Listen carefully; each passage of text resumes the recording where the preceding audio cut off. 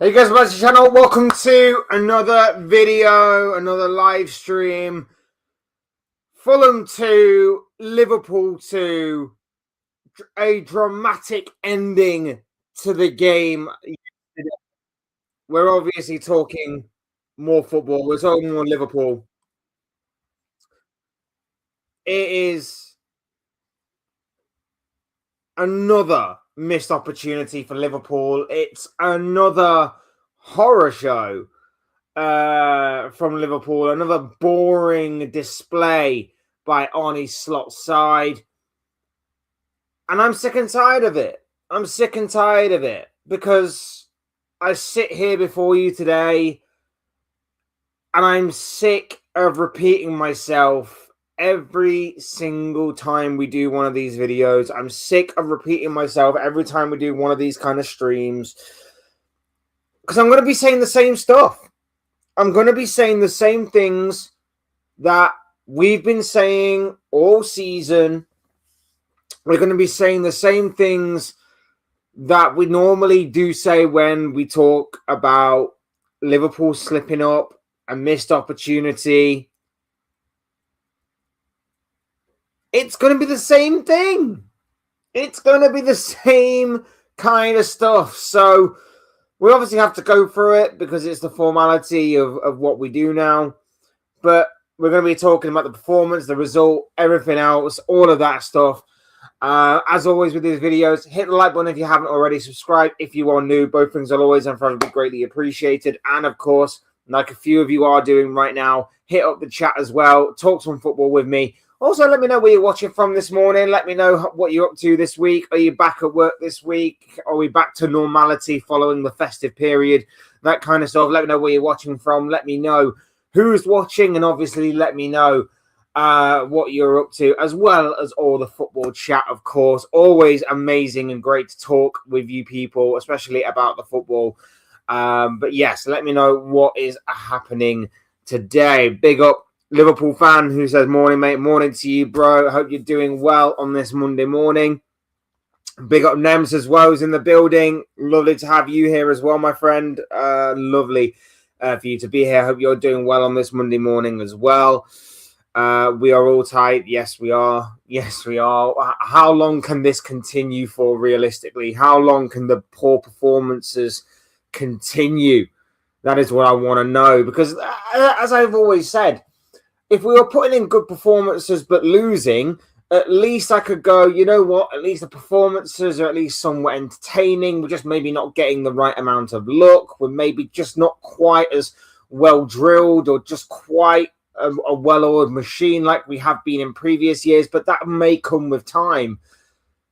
I've not seen us put in a good amount of performances. This period that is unsustainable in terms of performances has been so poor. And people will say, well, at least your unbeaten run's still intact. Yes, it is, but it's the most underwhelming and most uninspiring unbeaten run I have seen since probably Louis van Gaal's at Manchester United all those years ago. So it needs to pick up. It needs to continue.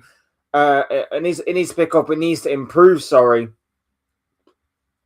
But yeah, this really can't continue. Big up Reluctant Gamers in the building. Lovely to have you here, my bro. Big up for Newcastle as well. A few good wins under their belts these past couple of games. Very good win yesterday against Crystal Palace. So big up to you, my bro. Are you doing well on this Monday morning? Slot knows what he is doing, as said by him yesterday after the match. Some of the stuff that he's coming out with recently, or not even recently, all season, has been very questionable and very concerning. I'm not buying it. Not buying any of it. I mean, it was only not so long ago that he was saying that Liverpool aren't too far away from being the side that he wants them to be. And I was like, well, unless you want your side to be a very boring, very pedestrian, side to side, give up possession easily, one ball cuts us open kind of side, then yes, we are close to where he wants to be. But I doubt that's what he really meant.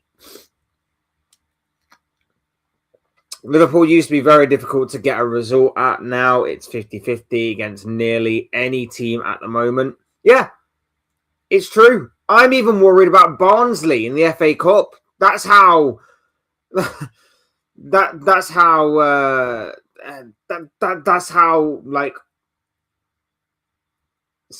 worried I am about this situation. I am worried about Barnsley in the FA Cup. Not to mention we have Arsenal before that. Not to mention that we're going to get absolutely destroyed by Arsenal on Thursday night. But there you have it. I'm well, mate. I'm well, thanks. And you, mate? Yeah, I'm good, man. I'm glad that you're okay too. Good to hear, my bro. We are saying the same things each and every single week. Yep, we really are. We really are. We're at a point where this feels just like Groundhog Day every single time Liverpool play. We're seeing the same mistakes being made by the players. We're seeing the same mistakes being made by the manager.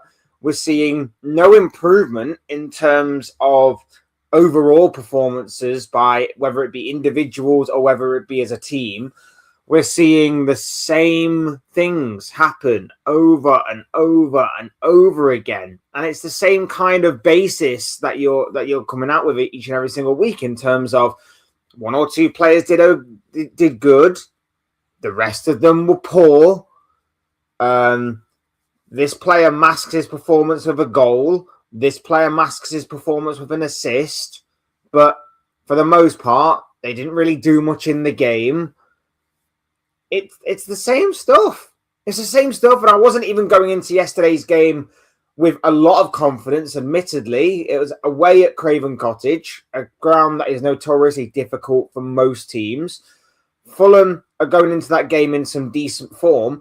And then to cap it all off, before the game, it was like Ekatike is missing out because of a fitness issue. And I was like, great.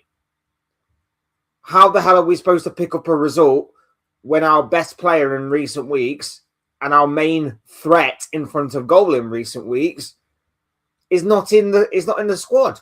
And then I find out Gakpo's leading the line. Now, granted, Gakpo did score, but it wasn't like he was great elsewhere in that game. It wasn't like Gakpo was amazing in the rest of that game. He just, again, masked his performance with a goal. It was so poor. Glad you're doing well, mate. Glad you're doing well. It's only when they scored that they want to play for the badge. They don't play with passion anymore. He's kind of like lost. I don't know if he's lost completely the dressing room, but it's like they just look confused out there. They just look confused, the Liverpool players, when they go out there. It's like they go out there and they're like, they just look lost. They just look lost. Like they're being told to play a certain way that they're not comfortable with. Again, as we've said all season, you've got a very narrow playing style because you're playing basically five midfielders in that sort of double pivot winger, meant to be makeshift wingers, and then obviously you got number 10 behind the striker. It's all there, man. It's all it's all narrow, and it's helping teams out. I said it against Leeds. Playing so narrow helped Leeds out massively because our only outlets were the fullbacks who were putting in some decent crosses, to be fair to them, but no one in the box. It just makes it all so narrow. There's no width. At least if you threw Engamoa on, which I've been crying out for all season long to play Engamoa more. Play Engamoa more. is at least a more natural winger. At least he can do something a little different than what the others can. When you've got no pace on the wing, when you've got nothing. I was crying out for Frimpong yesterday because Frimpong at least has pace on that wing that can offer something a little different to try and stretch that Fulham side. There was nothing. There was nothing from us yesterday from the wing positions. It was poor. Big up, bro. Hope you're doing well. Lovely to have you here with us. Remember when 2020 we all had to wear masks? Yeah, crazy times, bro. Crazy times. My dog died yesterday. I was crying for like 8 hours. Sorry to hear about your dog, bro. Really sorry to hear about your dog. Never good whenever you lose a family pet. Never, ever good. But hope you're doing well, my bro.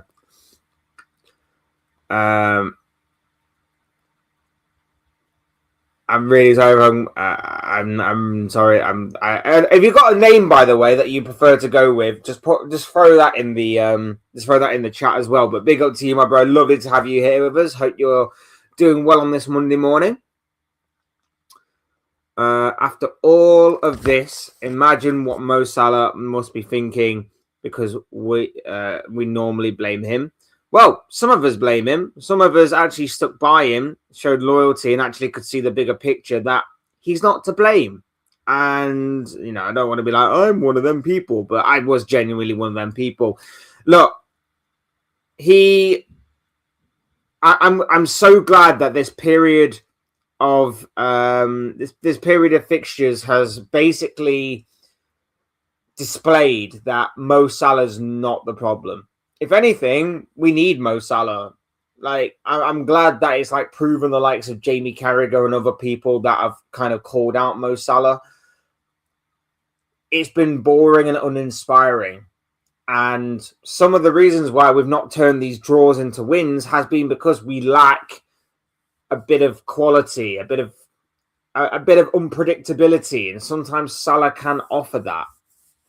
I'm so glad that that's kind of put this whole stupid and insane narrative to rest, that Mo Salah is a problem at Liverpool, or Mo Salah's not the same Mo Salah that he used to be.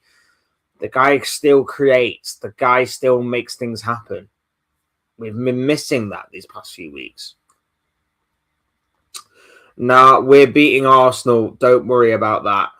Bro, I wish I had your confidence. I genuinely wish I had your confidence. I want to beat Arsenal for a number of reasons. Number one, it's Arsenal. So, of course, I want to win. Number two, I want to at least try and help the Premier League title race become a bit more exciting again, because it looks like Arsenal are running away with it. Three, I want to be the beginning of this Arsenal bottle job that I would hope to happen, but I highly, highly doubt it. But I don't share your confidence, unfortunately. I wish I did.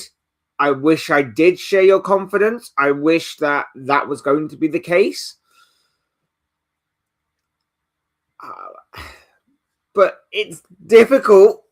It's difficult to have that confidence when we can't even beat Leeds. We can't even beat Fulham. And now we're coming up against the best team in the country right now. And we're coming up against a side who defensively are solid and attacking-wise have got a number of ways in which they can hurt us. And even if from open play you may claim that they're not that great, they can always fall back on set pieces. Now, I'm not like going to be mocking them for being set piece FC, ole ole. But at the same time, where do we mainly fail from set pieces? Where do they exceed at from set pieces? So I am a little worried, because although they can hurt us from open play, they can hurt us from set pieces. They can neutralize us going forward because they're so solid defensively, that I'm just worried. I am genuinely worried. It's not great. Big up Liverpool FC rules. Hope you're doing well, my bro. Lovely to have you here with us on this Monday morning. Hope you're doing good. It says all back pass. Bro, we've been saying the same thing all season. Most of our possession is basically Van Dijk to Konate to Alisson to Konate to Bradley to Konate to Van Dijk to Robertson or Kirkes, back to Van Dijk, back to Alisson, back to Van Dijk, back to Konate. It's just the same passing along the back line, slow, lethargic, boring, side to side, pedestrian. And the opposition teams are happy for this. They're happy for Liverpool to have that possession because they know that if they even try to go long, if they even try to put it into the midfield, they're going to win the ball back. They're happy for Liverpool to just play it about at the back line. Arsenal are going to do the same thing, but they're going to have a bit more of a press about them. That's going to work. They are very well drilled in pressing, so they're going to be happy to have it across the back line. But if they're going to do what, who was it? Was it? I can't remember who it was, but there was a team that I think it was Man City. They do basically what Man City did against us, which was allow Konate to have as much time and space on the ball as possible, press everybody else. They'll win easy, comfortably. The only way we get something out of that game on Thursday is if Arteta overthinks it, has a galaxy brain moment, and just decides, no, we should give Liverpool too much respect. If they overthink it and if they mess up on Thursday, that's the only way we're going to win or get something at least out of the game on Thursday. I have got no hope for that Arsenal game. I'm hoping we win the Arsenal game. Hey, I am too. But do I think it will happen? No, I don't, unfortunately. I just don't. I don't know what Gakpo gave Slot during the start of the season that he had to play the 90 minutes of football with that he is playing. I don't get it, bro. No, neither do I. I think he's got some sort of dirt or some sort of hold on Arnie Slot to make him play all these games. I just don't get it, man. Like, you've been playing Chiesa as the kind of second striker for most of this season. You know, if like Isak's not being there or not being fit or Ekatike for whatever reasons not being there, you've been using Chiesa as that second striker. So when the time actually comes where you've got no Isak and no Ekatike, where's Chiesa? Why does he hate Chiesa so much? And why does Gakpo get so many minutes when he is undeserving of them? I've said this before, there's no incentive in this team to play well, which again goes back to the whole Mo Salah incident against where he came out in that interview against Leeds. There's no incentive to play well because you play well and you get punished seemingly in this team. But Gakpo can play week after week after week, stinker after stinker, and he's not the only one. There are a fair few others as well. But he gets to play each and every single week for the majority of the minutes. How is that even possible? We are so slow. The opposite team is ready with their shape. Yeah, absolutely. Absolutely. The teams just know how to set up against us because they know we're not going to move it quickly enough. We know we're not going to penetrate the lines quickly enough. It's shocking, bro. It's shocking. By the way, just on the game yesterday, we'll just quickly go through the game yesterday. Fulham go 1-0 ahead in the first half. Harry Wilson, former Liverpool player. Fantastic move by Fulham, by the way. Take nothing away from Fulham. Like, that was a fantastic move. Harry Wilson, a fantastic finish as well. Liverpool get back into the game in the second half. Florian Wirtz, fine finish. Do we think that was offside, by the way? Just want to throw it out there. Do we think Florian Wirtz's goal was offside yesterday? Did Florian Wirtz's goal exploit that semi-automated technology isn't exactly as flawless as what we were imagining? Because here's the thing. I've seen about 2 different still shots of that goal. One looks on, one looks off. Did the VAR use the wrong frame? Or is it a case of, I don't know, because the second one looks off, but the first one looked on. I don't know. It was a very lengthy VAR check for something that's meant to be cleared up very quickly. But it looked off. It looked like we got away with one. But there's another image circulating that looked on. I don't know. It was so weird to me. It was so bizarre.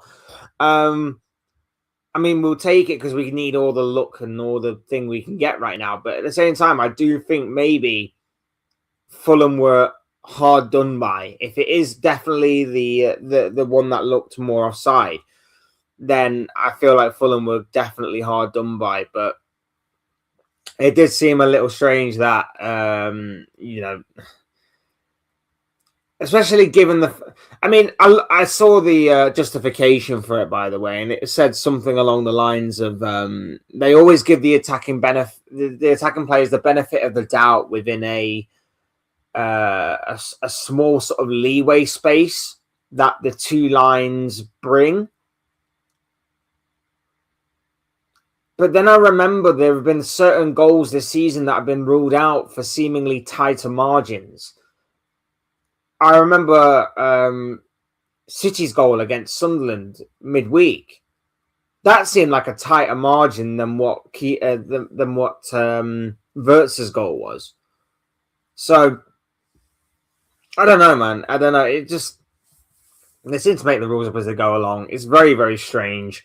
Like I say, to me, it looked offside. I don't know whether they just used the wrong frame or not. I don't know, but it did look offside. Cody Gakpo seemingly wins the game for Liverpool in the dying embers of the game. Liverpool somehow managed to steal it, some way, somehow. But then an absolute rocket from Harrison Reed. And again, it's another insane goal by Fulham. But where's the closing down? Why is he allowed that much space? Why is he allowed that much time, that much space to set himself and to get a strike on goal? Like, I know that it's like when you looks out because he'll probably never hit another ball like that in his life. He'll probably never score another goal like that in his life. But at the same time, in saying that, he still managed to score it. He still was given the time and space to do that. It's poor from Liverpool. So poor from us that we didn't get out quickly enough to stop that shot. Frimpong should have started for me. I can understand why he didn't start, considering that he's only just come back from injury. He's played already a lot of minutes. So I can understand why. But I just think if you're going to not play Frimpong, you need pace. And no one else provides that right now other than an Engamoa. So put Engamoa on. Give us something. Because otherwise, we had no pace. And we're not even that good on the ball anyway. So we're not that great in possession. We needed something a little different. Do something a little different. Big up Rodrigo. How you doing? Well, my bro. Lovely to have you here. Playing without wingers, trying hard not to lose, not winning mentality in this team anymore. Slot out, for fuck's sake. Yeah, I 100% agree. Like, it's weird because usually winning games breeds confidence, or at least not losing games can sometimes breed confidence. You see it with a lot of teams down the years. Like, teams will go through patches of good spells and they will get more confident as those spells go on and they'll get better. We've actually been winning a few games, but the confidence just seems to be less and less each week somehow. I don't understand how that's even possible, but the confidence is just seemingly lower and lower each and every single week. It's madness to me. I think Slot's doing a poor job. The way he managed Salah is a sign. Salah was massive reason for Liverpool's performance in the past. He might have been poor this season, but most player poor, bad management system. Again, bro, we've been saying that all season. We've been saying that the system's been poor all season. We've been talking about inverted fullbacks, which haven't helped. We've been talking about wingers staying out wide, mainly Salah, of course. Why would you want your main creative and main goal-scoring output to be further out of the goal than your fullbacks in this scenario? Why would you want to play someone like Ekitike with a vert straight in behind him when the two need some sort of balance? Because Ekitike likes to drop deep, but he likes to drop into the positions that Wirtz is occupying. Why are you playing McAllister in a role that doesn't suit him, where he's basically being told to run up and down the pitch for 90 minutes? That's not McAllister's game. Why are you playing Dominic Szoboszlai in every other position than the one that he is good in, the one that he has made his own? Why is Ryan Gravenberch not being rested more? Why is Ibrahim Konate playing when he's playing poor? Why are you not trusting in your other players like Joe Gomez and Federico Chiesa, for example? Why is Cody Gakpo playing when you can put Wirtz out there on the left, or you can play Ekitike out there on the left, and it may allow you to play Isak and Ekitike at the same time? There are just so many questions, so many things that are going wrong. All of these questions are being thrown at Slot, and Slot doesn't have the answers. And Slot's even admitting himself he doesn't have the answers. That's one thing you don't do. You don't admit you have the answers. You just say something along the lines of, we're working on them in training. We're trying to find solutions to these problems. Don't come out and go, I've got no idea what's going on. I don't know what's happening. It's just happening. Like, you can't be saying that. How much confidence does that breed, not into yourself, the fan base, or the squad, but like, how can you be saying stuff like that? It just makes absolutely no sense to me. It's been poorly handled, poorly managed, and like I say, I don't know how he's managed to survive this long. I really, really don't, but here we are. By the way, guys, remember to keep liking, subscribing, all of that good stuff. Really do appreciate you all being here with us on this Monday afternoon. Appreciate all the love and support. Mate, Robbo or Kirkez. You know what? I think over the past month or so, Kirkez has not actually been playing too bad. I'd say he's had an improved month or so. I think he's settled down a little better. Still not like the Kirkez of last season, but I think he has been a little better, and I think we do need to persist with him. So probably still Kirkez as of right now, but obviously Robbo's not bad to have as a stand-in. Arsenal can bottle it. I think Man City will beat them when they meet. I don't mind seeing Arsenal win the league, but they get stretched out through end of season with UCL and Premier League injury issues. Look, I do hope you're right in terms of I do hope Arsenal bottle it. But I saw Man City yesterday, and they had that game in the palm of their hand. They had that game well and truly in control of, in the palm of their hand. They just needed to kill the game off by getting another goal. And they messed around too much. They played with their food, and they ended up getting stung in the dying embers of the game by Enzo Fernandez. They got schooled by pretty much a PE teacher who was in charge of Croydon FC not so long ago.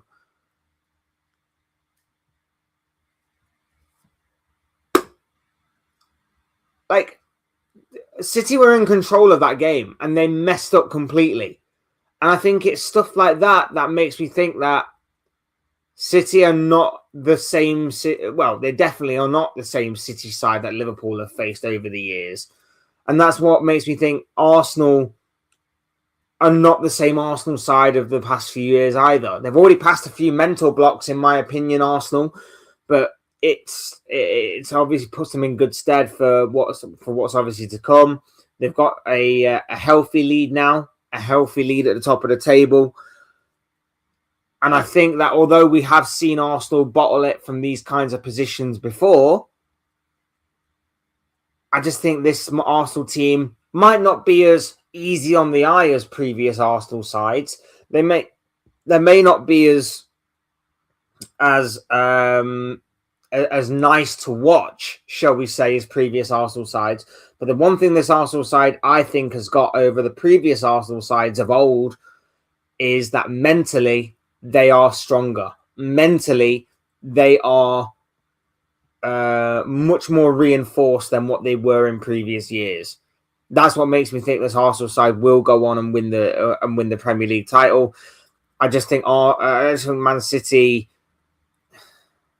I don't know why. I just don't know why they messed up yesterday. It was so poor on their part, and not only that as well, but again, we talk about width of Liverpool. City are in desperate need of width. Jeremy Doku yesterday should have been on earlier. They can't get Semenyo through the door quick enough. They need width, Man City. They need width. I don't think Shirky was too bad yesterday. Sometimes the final ball wasn't necessarily good enough. But Foden had a stinker. Haaland had 2 opportunities. That was it. The midfield was poor. The defence lost their heads at certain periods of the game. It wasn't great. It wasn't great from City at all. And that's what makes me think Arsenal just much more well-rounded than them this season and much more mentally stronger. Which I didn't think I'd be saying about a Mikel Arteta squad, and I certainly didn't think I'd be saying that about a City squad. Vissa only came back, got 6 goals more than Gyökeres, and Arsenal still first. It shows all teams in the league are poor. Well, no, it just means that Arsenal have also got goals from elsewhere and goals from different positions and even through opposition players. No, I'm only joking a little bit, but no, I mean, it's just a league in which it just seems that barring a few teams at the top and bottom of the table, they just drift.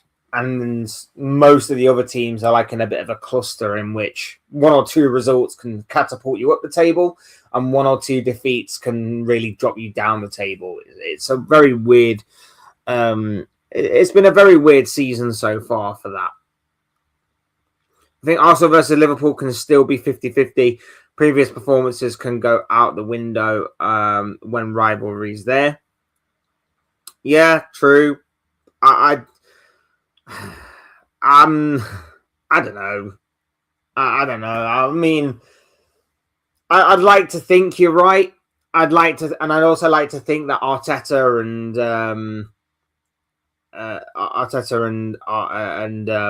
Arsenal bottle it. I'd like to think that would be the case, but I'm not holding my breath. I'm really not holding my breath on that. Free Chiesa, abso-freaking-lutely.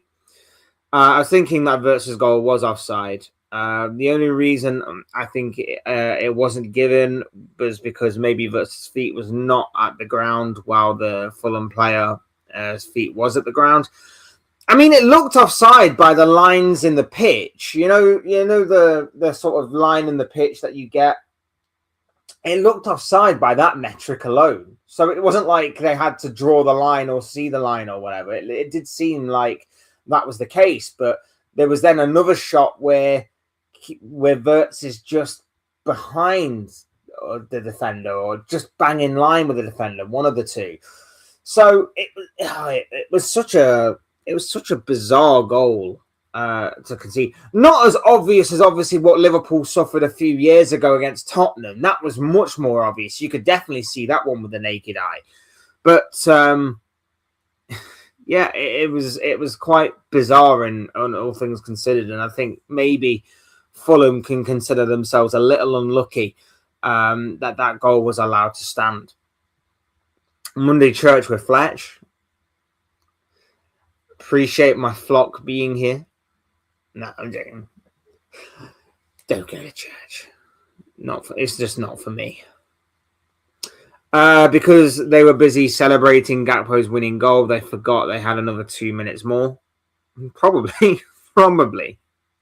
I mean, it's so bizarre. The roller coaster of emotions in those 2 minutes where it's like, wow, we've actually done it again. We've actually won another game in injury time. How is that even possible? The game was poor already, but somehow we've managed to absolutely steal it at the end, to the disappointment of, wow, we've actually gone and lost 2 points again. It's so mad. It was so mad. The longer it takes to keep this guy at the club, the worse it will get for the image of such a gigantic football club like Liverpool. Big up, Gerson. Are you doing well, my friend? Lovely to have you here with us. I think it hinders whoever comes in next. I think it does hinder whoever comes in next.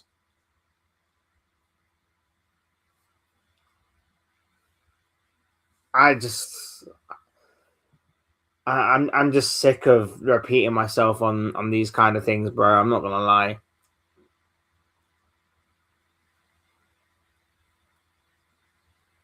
I'm just sick of repeating myself on these things. Answer this: who has to sack Slot? FSG out. I mean, yes, FSG have to sack Slot. They're too stubborn to, but they have to do it. And this is going to be really telling now because the performances have been dire, but the unbeaten run obviously continues. So, are we a club that looks at performances in terms of sustainability, or are we someone that just looks at results without scratching beneath the surface? So far, it looks like we're a side that bases it off of results, but it's not sustainable. We are going to get slapped up real soon by someone, and that someone could be Arsenal on Thursday. Because of how poorly we're playing, it would not surprise me if an absolute mauling, an absolute beatdown, an absolute destruction is on the cards for Liverpool at some point. Genuinely wouldn't surprise me. If I'm here on Friday morning, because I will be here Friday morning to obviously do the show for Liverpool's game against Arsenal. If I'm here Friday morning and Arsenal just absolutely wiped the floor with us, and by wiping the floor with us, I mean won the game by 3, maybe 4 goals, something along them lines. I'm not going to sit here and be like, wow, that was shocking. Wow. That was a complete surprise. Wow, that escalated quickly. That's been on the cards for a while. I'm not going to be like that. I'm going to be like, that was to be expected. That was obviously on the horizon. That was something that we should have expected. Because it probably will happen. I hope I'm wrong. I really do hope I'm wrong. Chiesa is a class player. I don't know why he's not getting the chance. I wish we got Chiesa.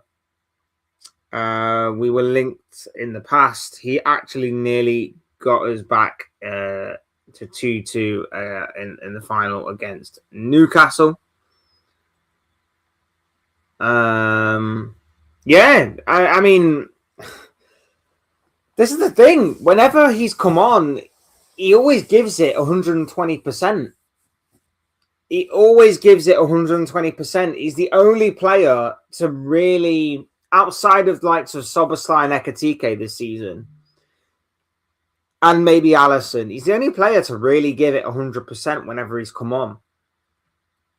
I cannot honestly fault his work ethic. I can't honestly fault his desire to want to play.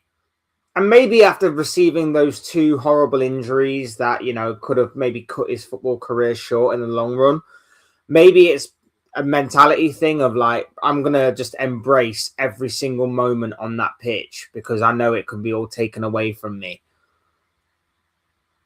But like, he's playing well. He's putting in 100% commitment to not get anything out of it at the end of it, because he's not playing weekly, he's not playing consistently, he's not being rewarded for when he is doing something good. It's just it's so unfair on him. It's just so unfair on him. Chiesa is not that good. Let's not do that.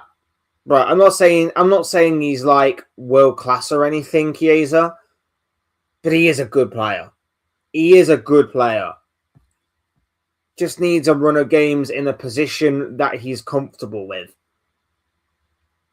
Just needs a run of games in a position where he's comfortable, and you'll see him why. Because I just, like I say, he gives it 120% each and every single week. And, you know, if recent Liverpool triumphs and successes are anything to go by, you don't need players that are necessarily world class in every department. Some players, you just need them to give 100% and they will be good enough.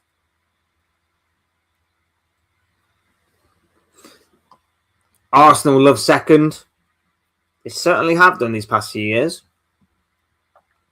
Man City aren't deadly anymore. I think Pep's just lost his edge. Pep just seemingly has lost his edge. And partly might be because of Jurgen Klopp leaving the Premier League. I don't know. But they're just mentally, they are just a different side to the one that Liverpool faced all those years under Klopp, which is so frustrating. That maybe if Jurgen Klopp and Pep Guardiola met in the Premier League at different times, or maybe Klopp was after Pep or before Pep or whatever, maybe things might have been a little different. But yeah, we'll never know. They're not the same mentally strong side. They're really not, bro. You're 100% correct in my opinion. The Arsenal side has much depth in the squad this season. Yeah, they really do. They really do. Like I say, I think they're mentally stronger this season. They're obviously stronger in depth this year. They're just that side. They are just that side. And it's horrible to say, but they are. And, you know, some of the best sides win games by any means necessary, by hook or by crook. They're that guy. They are that guy. They still got to players: Manchester United, Manchester City, Newcastle, Chelsea, Spurs, I think, and even Sunderland. So let's keep going. Yeah, they've got a lot of games coming up, but I think City have got the same or similar amount of games. I think obviously City have got all them teams as well. So, and I think for Arsenal, if memory serves me correctly, I think they've got all their tough away games out the way and done with. I think there may be only. No, I think they've got all the away games out of the way. So I think all the tough games that you talk about, I think for the most part are at home at the Emirates. I think there's only maybe Spurs potentially that they have. Oh no, wait, no. it might only be Spurs that they have away from home. Otherwise, everybody else is at the Emirates, I think. So really, the ball is in Arsenal's court. City know how to win the league. Yeah, they do. But like I say, they're not the same team that Liverpool faced. They're not the same team that Liverpool faced all them years ago. There's something not quite right.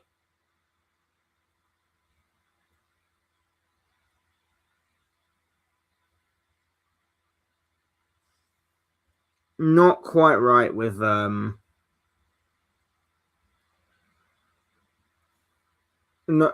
just something not quite right with City, unfortunately. Big up Ballum is in the building. Hope you're doing well, my bro. Lovely to have you here with us. It says, Fletch, when is your Premier League predictions video? It will be out either tonight or tomorrow morning. I don't know which one yet, but it will be out for obviously this midweek special edition of Premier League fixtures. What did I eat for breakfast? I had the most exciting of breakfast. I've had, what did I have? I think I just had some. Toast this morning. I ran out of milk, so I didn't even realize I'd ran out of milk. But so I could only have like toast, but some jam toast wasn't actually that bad. Underrated. Toast is underrated, right? Toast is very underrated. Very underrated. Not amazing for like not special or out there for an exciting breakfast choice, but I'll pick up some milk later and then I can have my usual stuff. Big up to you, bro. I hope you're doing well. Arsenal away now. Yeah. Wolves won a match. West Ham are poor. Yeah, at the 20th time of asking, Wolverhampton Wanderers picked up their first win of the Premier League season. I kind of hope that they pull off a great escape. I've got no kind of horse in the race, or I don't really care about the relegation battle in that kind of way because it's sort of just between teams that, unless it's like Man United and and someone else like a rival in that battle, they're not really. No one's really a rival down there right now, so. I kind of hope Wolves pull off a great escape just so that we have a story this season. It would be incredible if they did. Slot lost 2 finals at Wembley. While Klopp never. I mean, he lost finals. He lost 2 finals in his first half a season with the club. Not at Wembley, though. Well, one was at Wembley. Sure, it was at Wembley. But yeah, he did lose finals. Slot is not the manager we all think he is. And to be honest, in fact, maybe he doesn't have a good relationship with the players in that team. I'm thinking he is Eric. I think in reference to Eric Ten Hag. I don't know. He might be a good tactician, but he's not. He's not maybe a good man manager. Like, this period of football that we're seeing right now is so boring, so lethargic, so poor to watch. It reminds me of like when the Brendan Rodgers era was drawing to a close. That's how bad the performances have been, that they remind me of Brendan Rodgers. Because even Jurgen Klopp, when he was going through bad periods of time where maybe the results weren't coming in and stuff, maybe the performances weren't quite up to scratch, you could always say that the performances were nothing necessarily to do with the players not giving their all, but more so that they weren't getting a little bit of luck here and there. They were being stretched, overrun in certain positions in certain areas. Injuries didn't happen. Not making excuses. I'm just saying, like, all of those things combined where you could see the players were giving 100%, but maybe their legs had gone. Like in that season where the likes of Henderson and Fabinho completely dropped off out of seemingly nowhere. There were just always factors and issues that occurred that hindered Jurgen Klopp in certain spells. But in terms of like Arnie Slot, you can tell that the legs are still there. Everything is still there. But it's just this arrogance about the man to constantly do the same things over and over again, expect different results, but just nothing. Just nothing at all is changing. Nothing is changing for the better. And it can hardly get any worse. So it's not even changing for the worse either. So it's just poor. It's just poor. Fletch, I might go Nottingham next month. Any places I should try? I'll be in town near Nottingham Station area, so around the Hooters. There's a few places in the city centre that are pretty good. I'm assuming you're talking food places, right? Depends what you're looking for, bro. Depends what you're looking for. Liverpool is closing. It failed. One in Newcastle now too.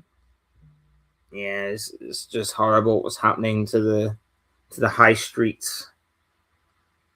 Everything's closing. Everywhere's closing. All around the country.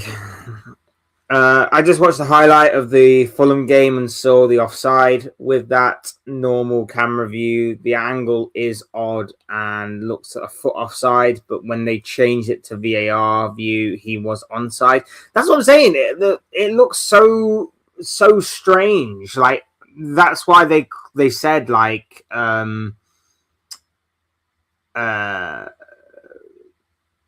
why they were saying like. They have that margin of error thing, that like margin of error that benefits the attacker. And I'm like, I swear there have been closer offside calls that have been made that have been ruled out as offside. I swear you can probably find an example of closer offsides that have been given that have seemingly looked much closer than what Florian Wirtz's was. I don't know. Like I say, I could be wrong on that, but from just off the top of my head and from my personal recollection, it might be obviously different in real life, but I that's what I seem to remember. So I don't know, man. It's so weird. That goal was fair. Fair enough, if that's what you think. Who is your right wing starting? So we've had Soboslai there to play in every other position but his own. So Soboslai has really been our right winger. Hasn't quite worked out to the best of his ability or best of our ability, but it's not a knock on him. It's not a knock on him. Fletch, why has Nottingham Who's not closed yet? You're a CEO of a business. I'm not trolling. You're a businessman. What made Nottingham Who's successful? I don't know, bro. I'm not a businessman. I'm not a businessman. I don't own that place. It is just there. Only City.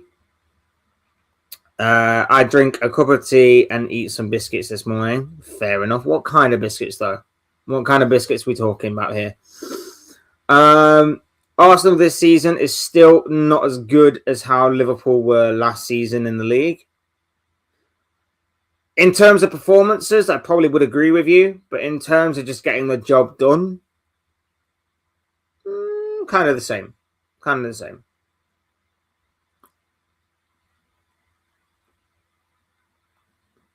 So someone joins you to talk. Do you hear them through the AirPods or through your computer phone? AirPods.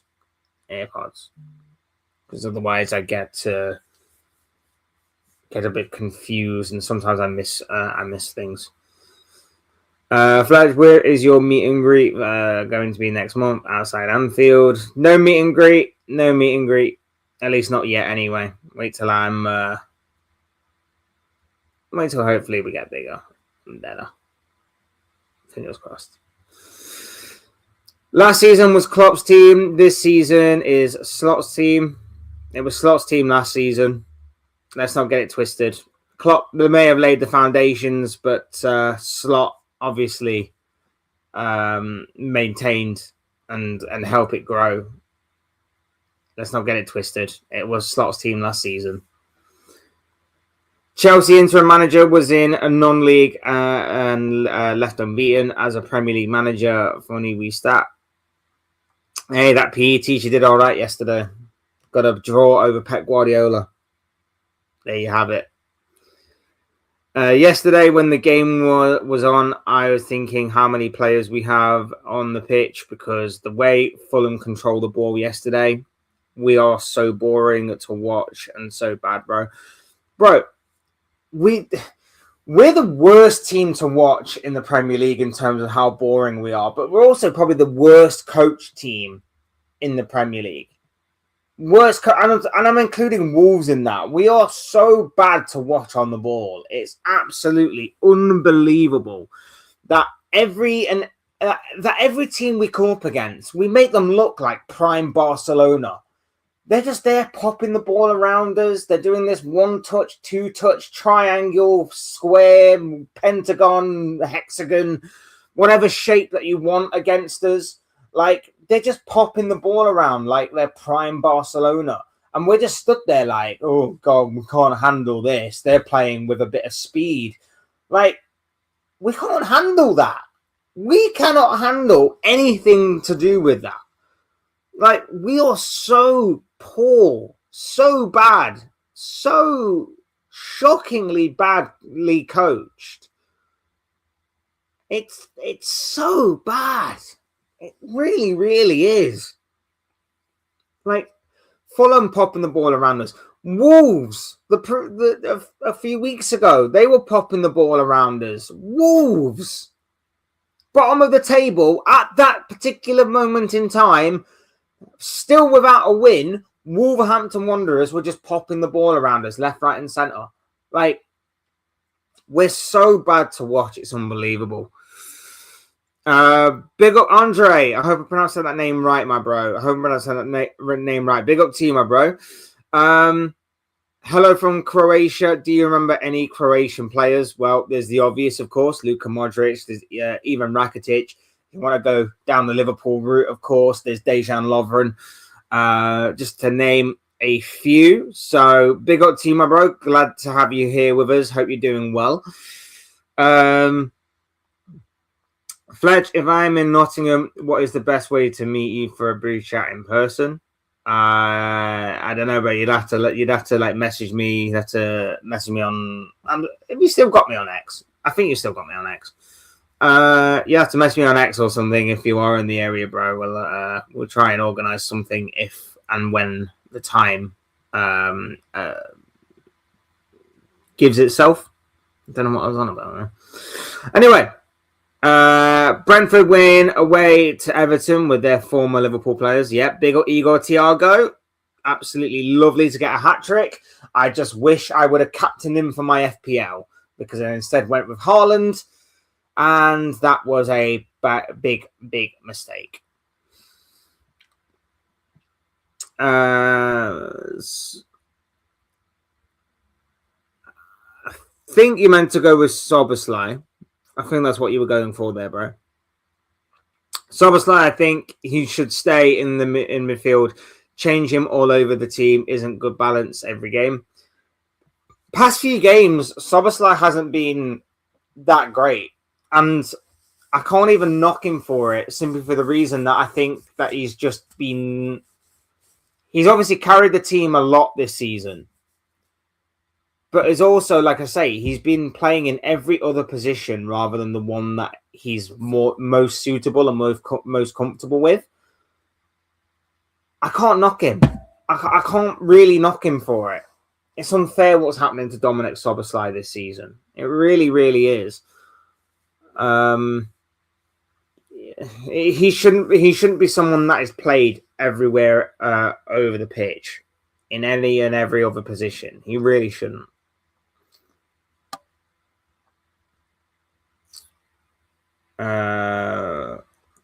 Well done on 1,000. No shirt giveaway. Not yet, bro. Not yet. Well, I want to try and obviously repay the people that have obviously got me to this point right now. But we try and sort something out later on down the line. I'm not 100% sure what that will be yet. But I want to try and say thank you to you all for getting me to this far right now and for the continued support. We are somehow unbeaten in a few matches, so many draws. Yeah, as I say, bro, it's the most uninspiring and underwhelming unbeaten run since Louis van Gaal took over at Manchester United. It's so bad. What players did Liverpool sign for last season's team? So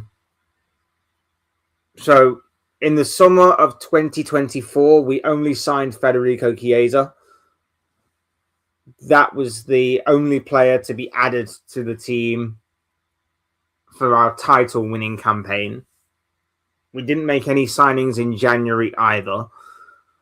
And then, of course, this past summer, we had that major spending spree in which 450-odd million was put into the team.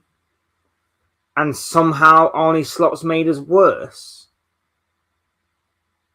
So it's actually incredible when you put it that way, isn't it? How does 450-odd million make you worse than when you started?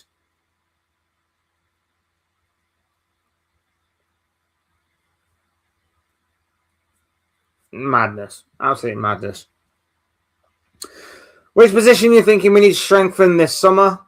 I mean, in terms of depth, we need to obviously strengthen centre-back. And it looks like we are going for at least one or two different centre-backs.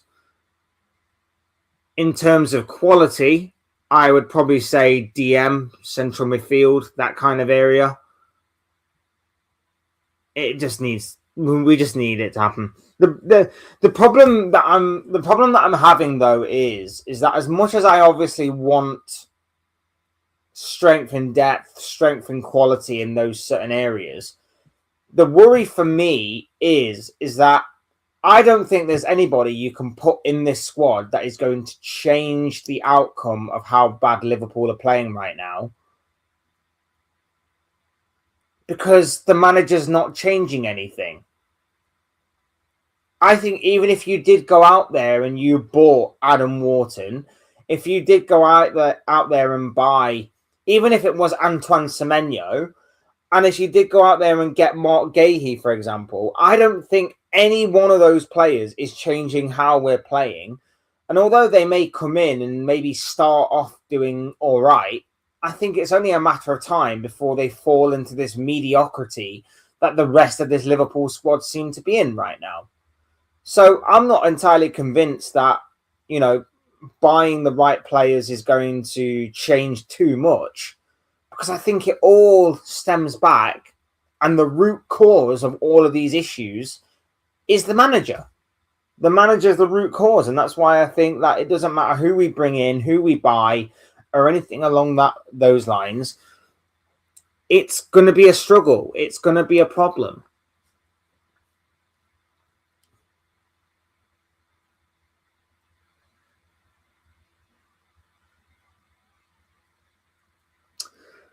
Take care, lads. You wouldn't want to do this live for almost 2 hours. Carragher thinks Dominic scores a free kick for Hungary every international break.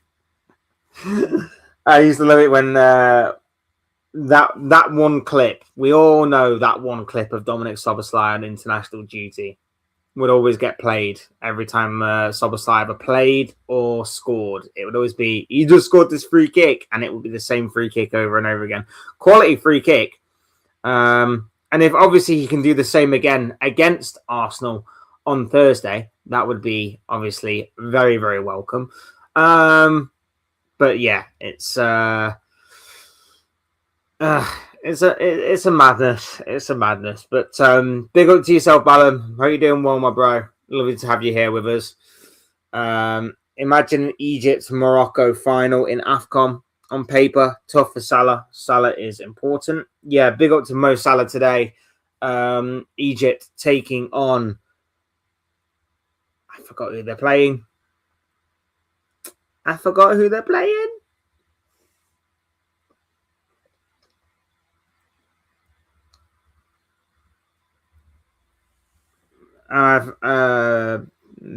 Benin. I hope I pronounced that name right. Benin. Yeah, but big up Mo Salah today, obviously playing in the knockout stages of AFCON. Chelsea make no sense with 40 players and a new manager in now. Chelsea's business model is that of Brighton. Is that of Brighton, just with slightly better players and a slightly bigger name so that they can keep hold of those players. I would not be surprised in the slightest if Cole Palmer leaves in the summer. I would not be surprised if Cole Palmer leaves in the summer. I'm just throwing it out there right now. I think Cole Palmer hands in a transfer request or something in the summer, and I think he leaves. I'm going to throw that out there. I think Cole Palmer leaves in the summer. I think that Chelsea's business model is flawed for a club of their size and stature. I think if this week they appoint Liam Rosenior as they are seemingly wanting to,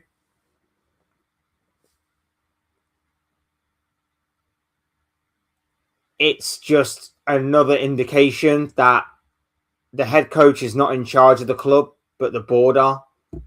The board, the people in power, Todd Bowley, Egbali.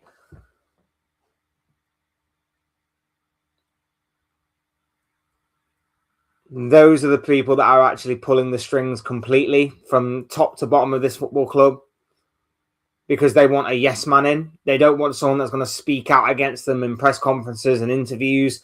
They don't want someone who's going to be unhappy with the way that they're running the club. They're going to want a yes man, someone to basically come in, shut up, manage the team, put the team out there, do whatever. That's what they want.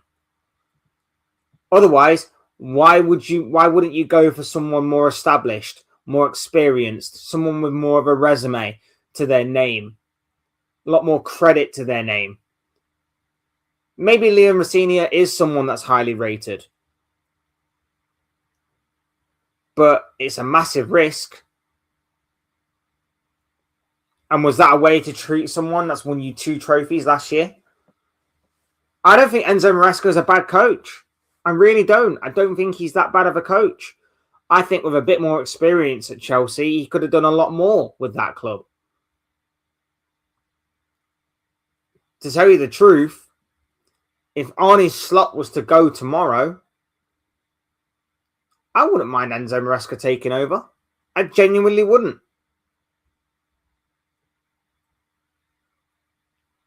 But at the same time, in saying that, Chelsea hung him out to dry.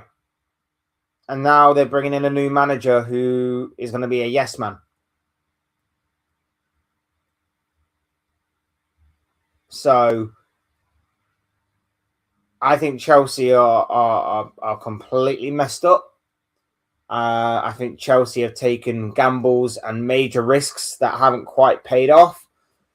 And Chelsea are now going to have to be probably in a situation where they're only happy to get Champions League spots every year. They'll make top 4, top 5, and they'll have to be happy with that because they're not pushing up any higher.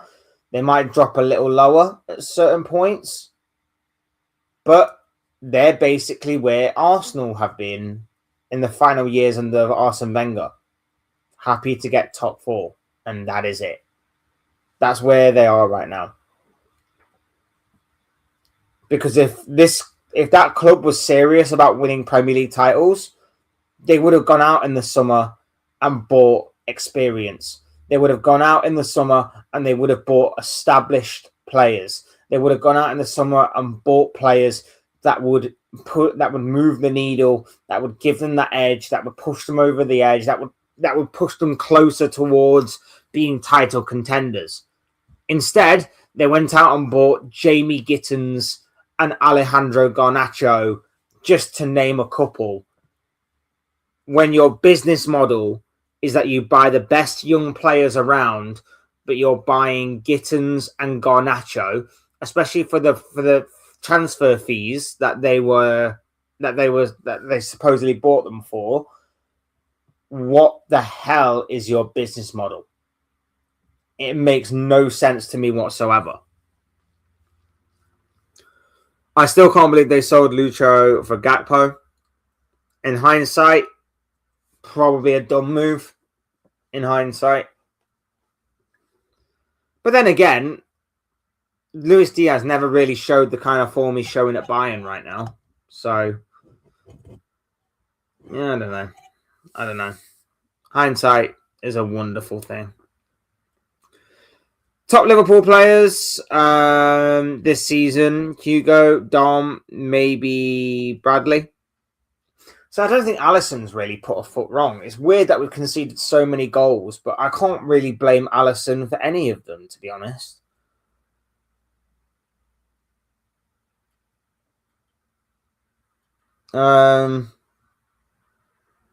Obviously, Ekatike and Szoboszlai have been our best players, yes. I think over the past month or so, I think Kirkes has improved. I think Wirtz has improved this past month or so. Still not good enough for obviously the money that we paid for him, but at least he's heading in the right direction, slowly but surely. After that, yeah, there's no one else. Like I say, Salah's been, I think, better than what a lot of people are giving him credit for, but probably a victim of his own success kind of thing.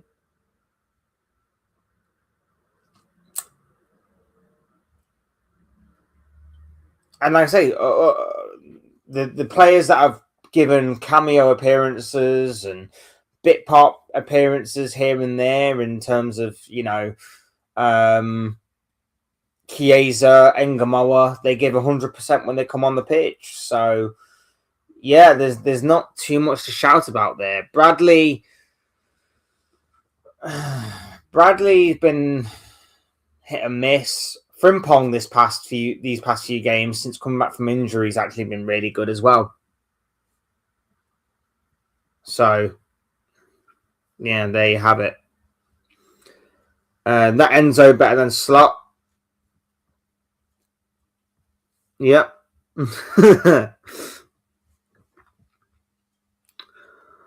Big up Sean, hope you're doing well, my friend. Lovely to have you here with us. He did first year before he got injured at Liverpool. What were we on about? What were we on about here? So I have the worst memory in the world, bro. I do apologize. I have the worst memory in the world. You may have to just jog my memory of what we were talking about. What this comment is in reference to. I really do apologize. Like, I have the worst memory in the world. And I, for the life of me, can't remember what exactly or who exactly we were talking about in terms of this comment. He did first year before we got injured at Liverpool.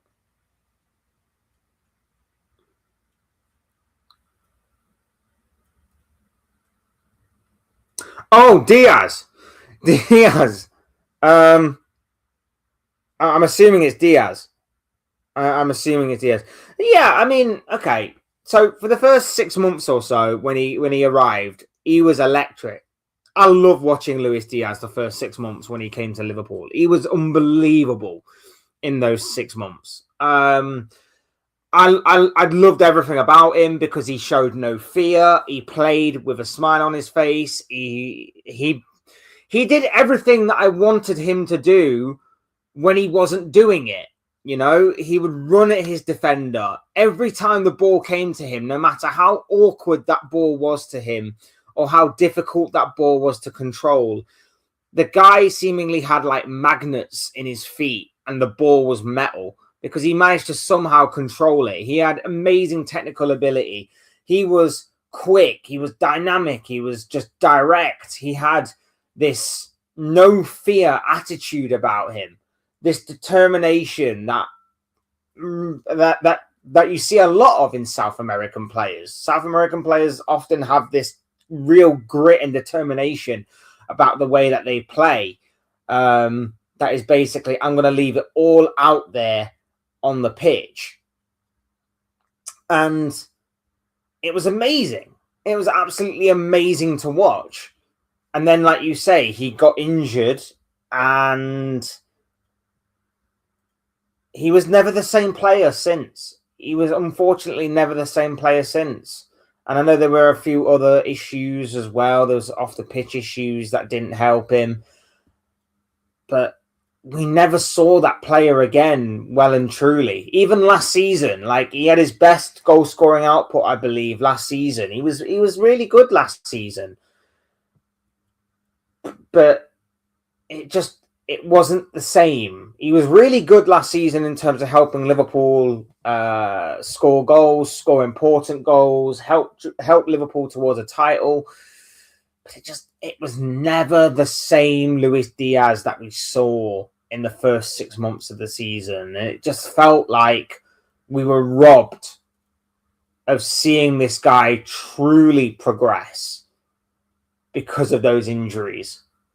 The injuries where I think was it like a knee injury or something? I can't remember exactly what it was. Maybe like a hamstring or something. I'm not sure, or calf. But there was like injury where it happened and he was seemingly back and then he suffered a setback, I believe, in training and he was gone again. And it was like, oh, this guy just can't catch a break. It was so unfortunate. Who is that player we just signed this January window? Well, I thought it was going to be Semenyo, but it seems as though he's going to be going to Manchester City. No, look.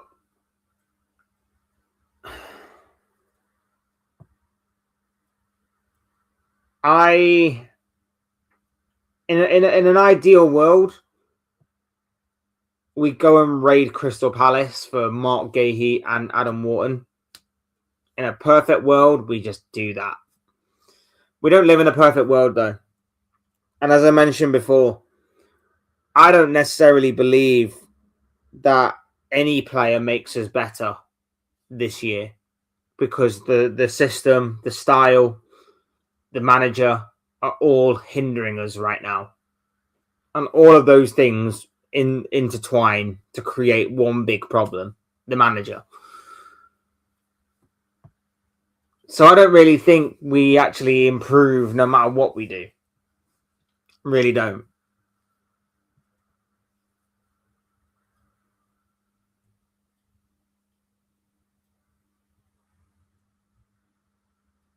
So I don't actually necessarily think it makes much of a difference, to be honest.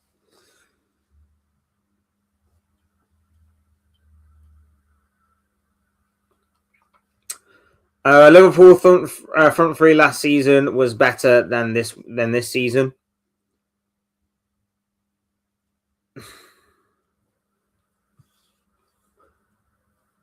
In terms of output, yeah. On paper, though, obviously it should be this season's that's better. But you are right. Last season definitely did work out better. Mo Salah was better. Diaz, as much as obviously he can be frustrating, was actually very, very good last season. Gakpo was firing much better than what he is this season. So I guess in terms of that aspect, yes, last season was better, but it shouldn't. It should be the way around. It should be the way around. We have signed a young defender. You don't know about that. Yeah, I know we've signed a young defender, 17-year-old, wasn't it? But I don't think even Slot seems reluctant to play kids. So I don't expect him to make a massive impact in the starting lineup. So, because if he was all right with playing kids, why haven't we seen more of Engamoa? Why did he cast out Harvey Elliott?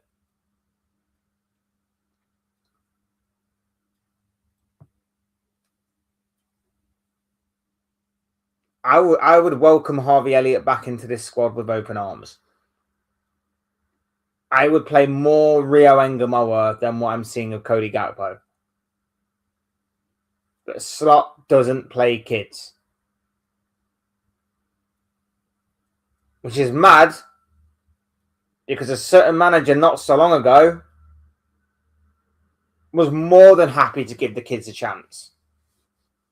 A certain manager not so long ago managed to topple blue billionaire bottle jobs, trusting, it didn't really have much of a choice, but he still obviously had the trust in the kids to go out there and win him a Carabao Cup.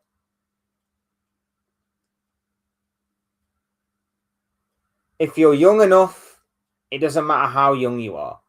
Because if you're good enough, you're good enough. As long as you're...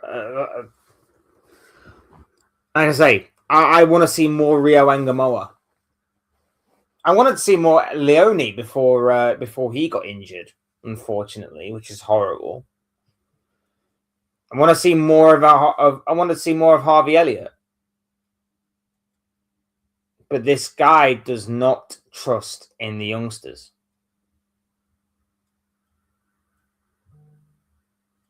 It makes no sense.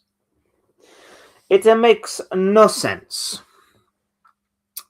He doesn't trust kids and yet still signs kids.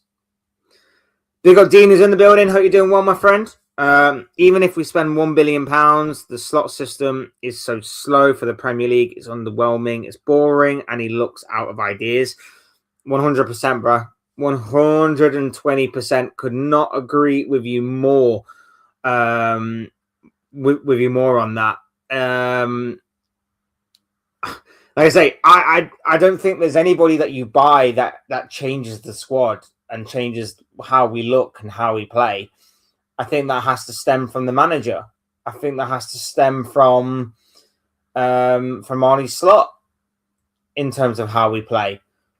I don't understand how you can have all of these incredible players, all of these players that we know have played exceptionally well in the past, and turn them into this mediocre outfit that can barely play the ball from A to B.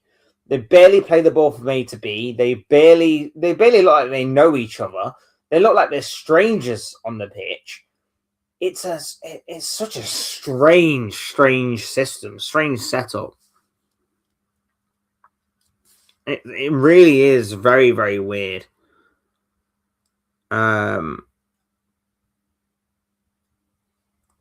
Yeah, Harvey, we need that boy. I swear, bro. I just feel bad for him. Yeah, I mean, he's such a good player. He's a great player, Harvey Elliott. Really, really is. I think he lacks in physicality. I understand that, but I think for most Premier League teams, like he would be a fantastic signing for most Premier League teams. You know, if he went to Tottenham tomorrow, or he went to Crystal Palace, or he went to a Brighton or why can't I think of the name off the top of my tongue? Why has my mind gone blank with Premier League teams? Basically, the vast majority of Premier League teams, he'd be the main man for, or one of the main men for.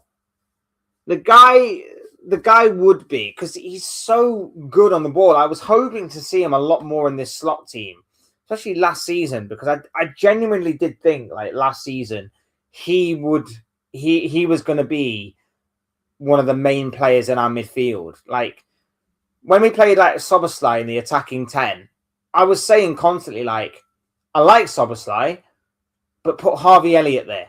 Put Harvey Elliott there. Harvey Elliott thrives in that kind of role where you give him the ball and he can create. He's got that little bit of unpredictability about him. He's got that little bit of vision and a bit of know-how about him to play those kind of passes. And I was like going, play Harvey Elliott there. Play him there. Let him have that free role and let him just do and be Harvey Elliott. And they never really gave him the opportunity to. It's so unfortunate. Jurgen Klopp beat Arsenal with kids at the Emirates and Chelsea at Wembley. Yes, I of course he beat Arsenal with those kids as well. Like I say, man, it's not necessarily about how you play or what you play. It's about how you encourage and inspire a team. And what you're seeing right now is a bunch of experienced players with Liverpool not inspired, seemingly, by Arne Slot in the slightest. But when you compare that to how Klopp managed to get players to run through brick walls for him and play out of their skin, play to levels that they probably didn't even think that they could play to, it's chalk and cheese in terms of a incomparable situation between Klopp and Slot. Do you rate Chiesa? Should he be played more? I think he should. I don't see a reason why he shouldn't, especially when you consider that Gakpo isn't exactly setting the world alight.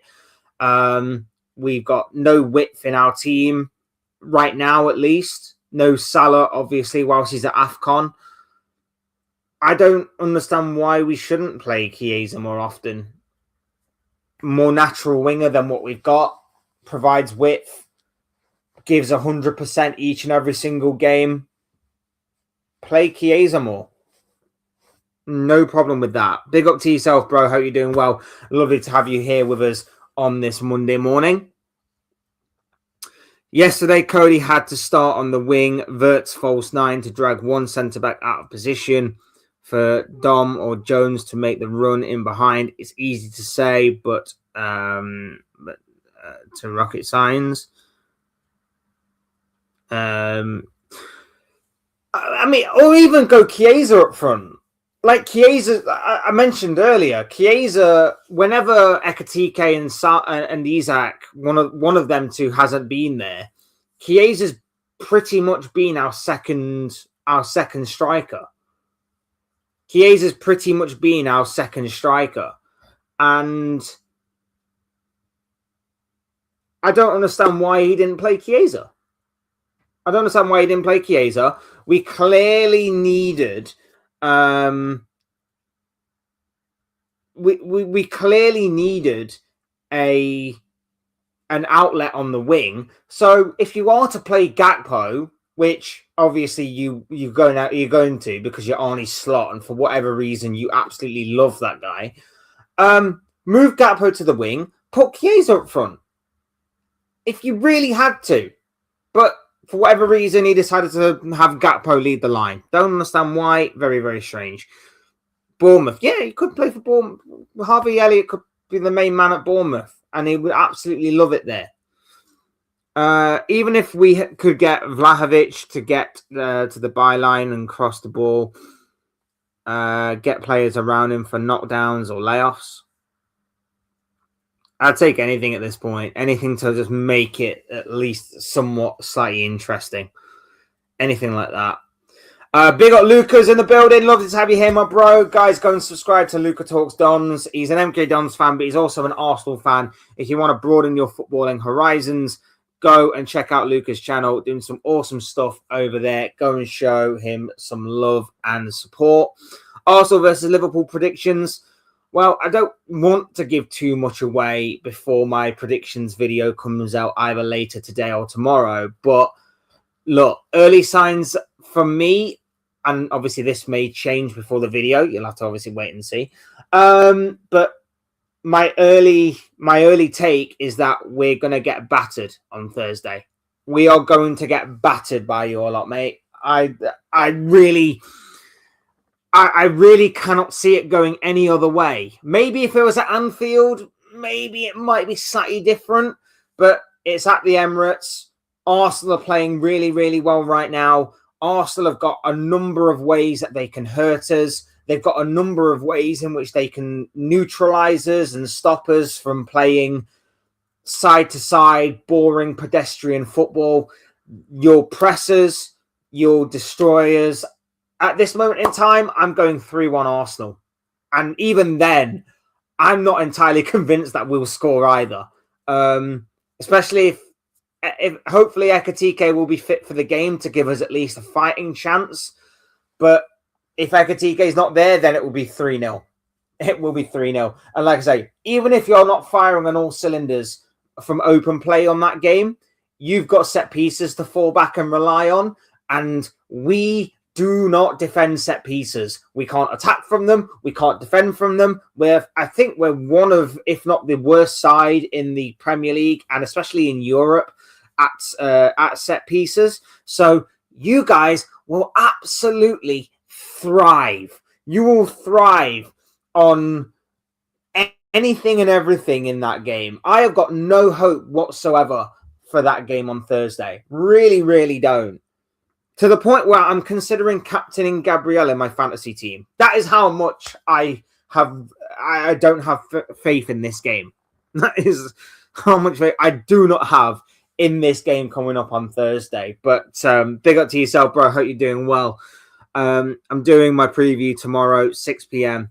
I'll be live later. Yeah, go and subscribe to Luca Talks Dons and join him for those videos and streams. I'm sure you won't be disappointed. Slot can never bench Gakpo, I swear. Bro, the guy, it's incredible. The guy gets away with so much. I don't know how. I don't know why. But he gets away with so much. He gets away with being so poor.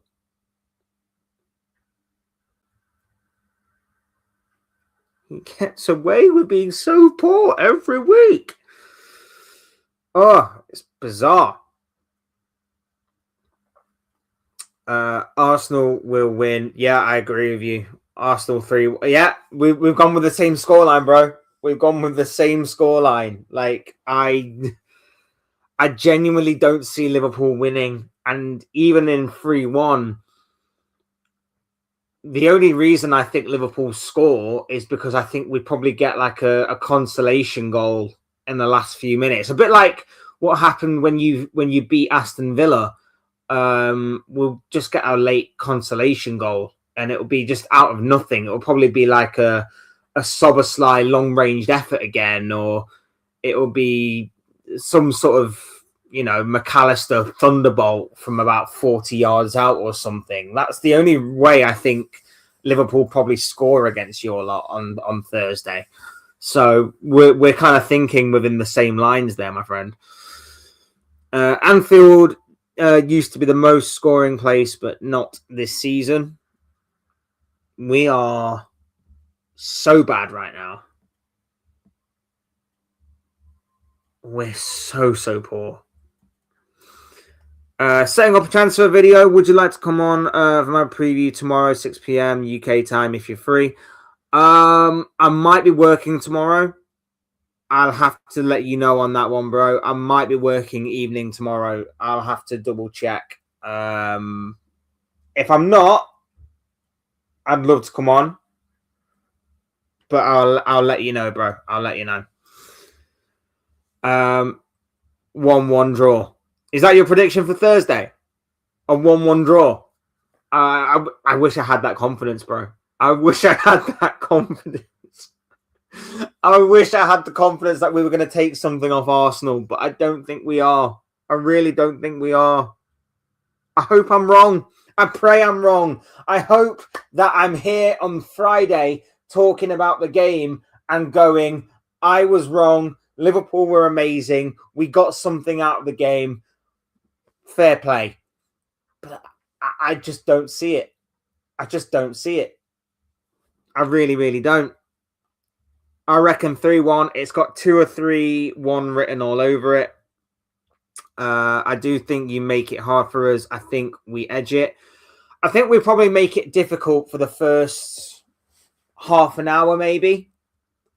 And then I think from half an hour onwards, although usually, actually, thinking about it, with the exception of the game earlier this season, isn't there usually like a goal in this game within the opening 5 or 10 minutes?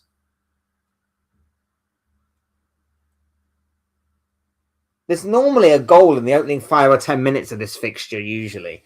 So I wouldn't be surprised. I think we'll either make it difficult for you in the first half an hour and then you'll completely take over, dominate, control, and outscore us.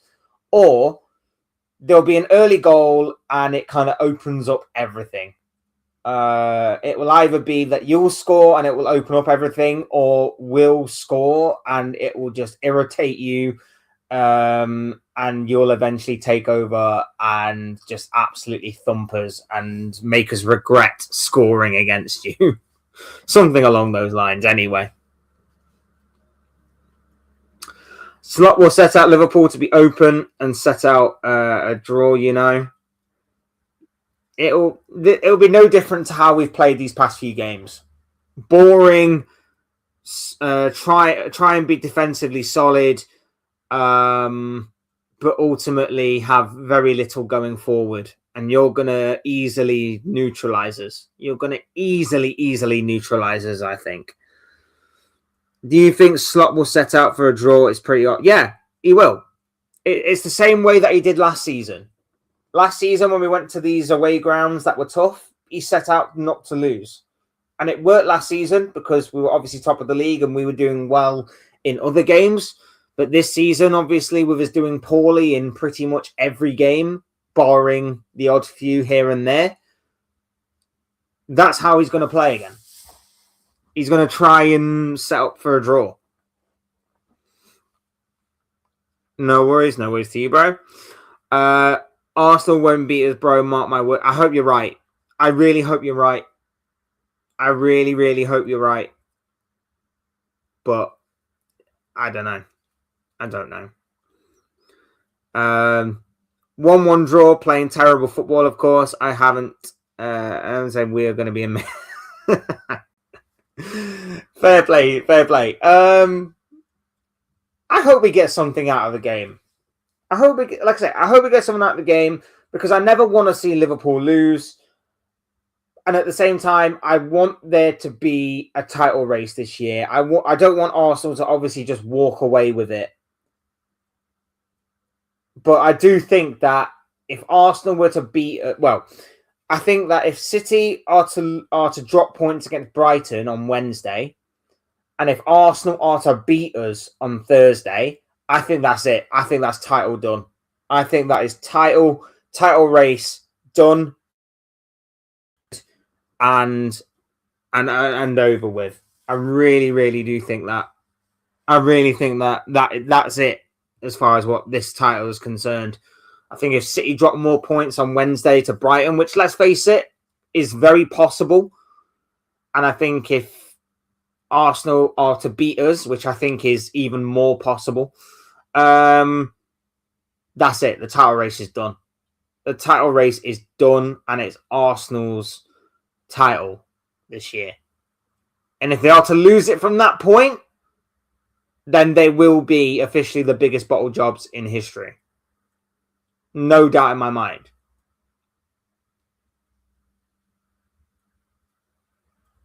But I can't see that happening. Like I said earlier, I think this Arsenal team are much more mentally stronger this year. They may not be as easy on the eye, but they are a lot mentally stronger this year than what they have been in previous years. As I say, Arsenal could very much, in my opinion, win the title this week. This could be the week in which they do it. Wasn't it when Saka scored against Robertson in 2-2, the ref is Taylor? Yeah, wasn't that was the game last year, wasn't it? I think where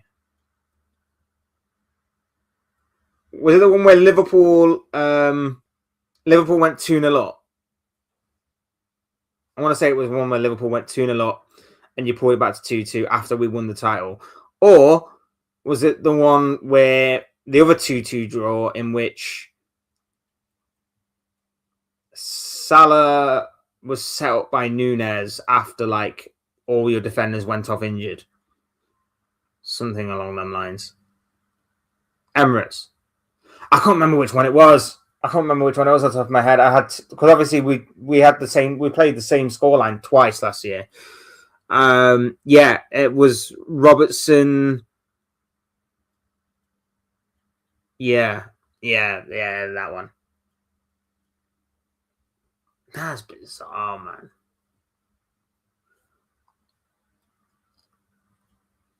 Yeah, Skelly made the mistake, and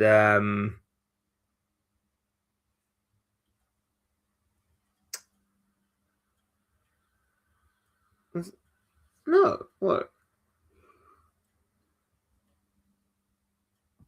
Everything just blurs into one. Yeah, I know what you're on about now. I get it. Yeah, everything blurred into one for a sec. I was like, I got confused as to which one was which. Taylor doing ref this week. Oh dear.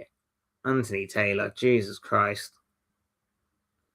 Could have got a better ref, but then again, they're all terrible, so. You reckon Arsenal can score set pieces against Liverpool? Is Konate going to play? Bro, it doesn't matter if Konate's playing or not. Konate will obviously be playing, but it doesn't matter whether we're playing or not. We are terrible from defending set pieces. We cannot defend set pieces to save our lives. We look terrified every time the ball gets put into the box. And if you add that to...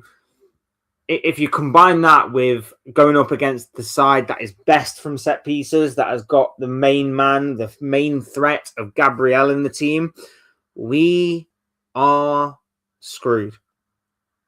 We are unfortunately screwed in that area. So, yeah, whether you're going to be on it from open play or not, it doesn't matter. City will smash Brighton. Potentially, but Brighton did beat City earlier on in the season, so it's not exactly a foregone conclusion, but we shall see. What do you mean not easy in there? I mean, you're getting better from open play, but I think you've played better from open play in previous years. So I think, for example, when you're like 8 points clear or 7 points clear or whatever it was, I think you were playing better football then than what you are right now. I don't think this Arsenal side are playing as good a football as what they have done in previous years. But the difference between that Arsenal team then and this Arsenal team now is you're mentally stronger. You got stronger in depth. And you're just mentally stronger. Oh my God! Big breaking news. Manchester United sack Ruben Amorim as head coach. 40-year-old Portuguese informed of decision and goes with immediate effect after 14 months following breakdown in relations. Darren Fletcher expected to take charge of Man United on an interim basis. Wow! Wow, oh wow, oh wow, oh wow. Oh my gosh. People, we are staying live. We're going to be moving the stream a little bit on to this huge breaking news from David Ornstein just now. But that is freaking mental. That is freaking mental. Wow. Was anybody expecting that today? Was anybody expecting that? That is huge. Just dropped from David Ornstein. Just dropped from David freaking Ornstein.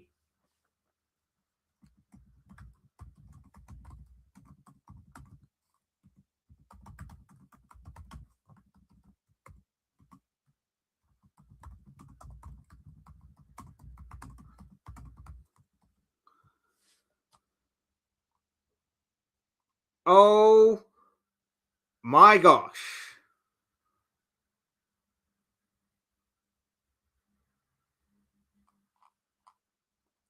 That is huge. That is monumental.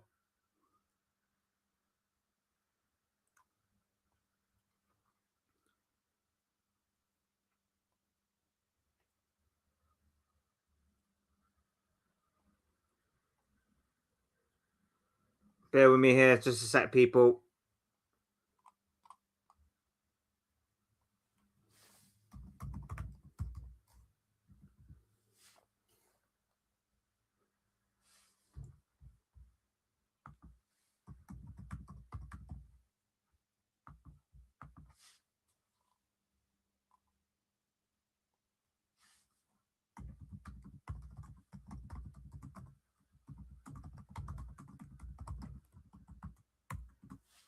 Wow.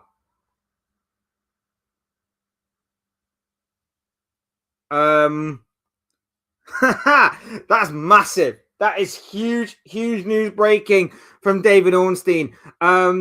Chris W says this week. Yeah, I genuinely do think Arsenal can wrap it up this week. Who do we think should replace Slot with? At this point, bro, I take whoever because I don't think they can get any worse. Depends if the club want Nagelsmann, they'll have to wait till the summer. That will obviously have to be an interim job. Ruben Amorim's available. Definitely not happening. But yeah, that could. Enzo Maresca, maybe. Would you take Enzo Maresca at Liverpool? I don't know, but maybe that could be the case. Maybe he could be actually going to Man United as time is right now. Where are we at? No, Emirates. Scully made them. Yeah, I remember where you're coming from now, bro. 100%. Is Konate going to play? Yeah, I believe he will be. Who do you reckon on Carragher's comments saying having Kirkes playing right back is like having done? Again, just disingenuous. He's got no Salah to bash. He can't bash Salah because Salah's obviously at AFCON. So he's got to go with someone else. So now he's going for Kirkes. So, yeah. He's got to always go after someone, Carragher. Very, very strange man. Very, very strange man. Why Robertson not been playing? Because we got to stick with Kirkes. Ruben Lee's Fledge is doing. We're going on for a little bit. I was about to wrap things up, but seeming as though Ruben Amorim has just been sacked by Manchester United, we are going to be talking about that. And yeah, big up to everybody that's here. Like I say, hit the like button if you haven't already. Subscribe if you are new. Both things will always have forever be greatly appreciated. We're going a little bit longer in talking about Ruben Amorim and Liverpool and any other football content that you want to talk about, really. 2 hours have gone by. Yes, almost 2 hours. How did Liverpool lose to Amorim? Sigh. Yeah, I get you. Couldn't care less. Yeah, I mean, I get it. But this is more than just a Liverpool channel. We try and talk all football. Well, as much football as we can here, mainly Premier League. So we are going to be covering it. Ruben Amorim's spell will be known as a strange one. He left Sporting Lisbon for Portugal. Yeah, I mean, even his comments at the weekend struck me as a little odd, talking about how he's not a coach, he's a manager, but he was brought in as a head coach. It kind of struck me as sort of someone that was trying to protect himself and throw his players a little bit under the bus, saying, I can only do so much with this team. I'm a manager. I pick the team. The coaches train the team. I'm not that guy. Kind of like, this isn't on me. This isn't on me. It's on them.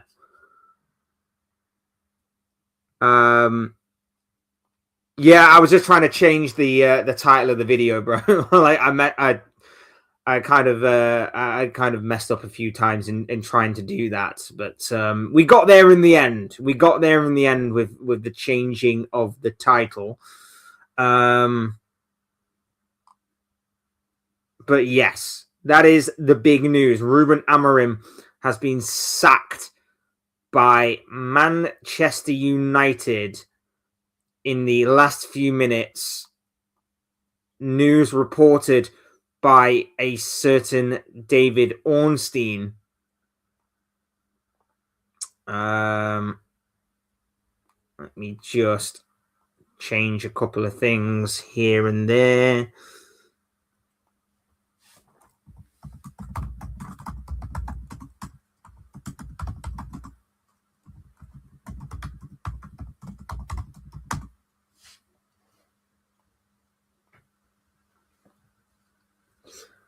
Sweet.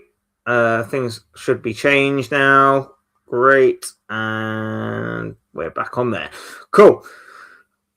Yeah, massive, monumental breaking news. I'm back for a little bit. Big up to you, bro. Always good to have you with us. Amorim sacked before... Yeah! Tell me about it. Amorim is sacked before Slot. Enzo Maresca was sacked before Slot. I know he's got a lot more credit in the bank considering he's a Premier League title winner, but you can't be a defending Premier League champion that is... that is spent 450 odd million in the summer,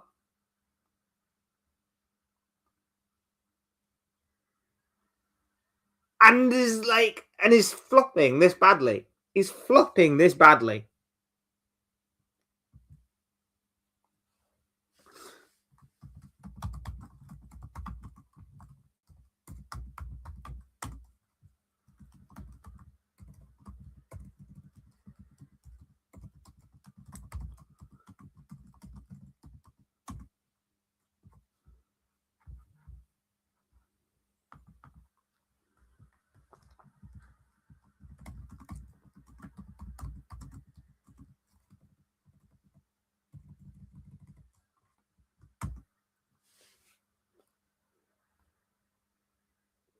Cool. Just putting that out there that we're live.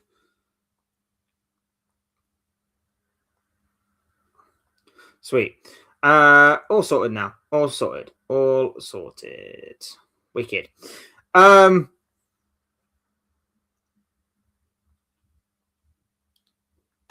is huge. Ruben Amorim is so strange. He lost the final to Tottenham. In the end, manager will regret joining this team.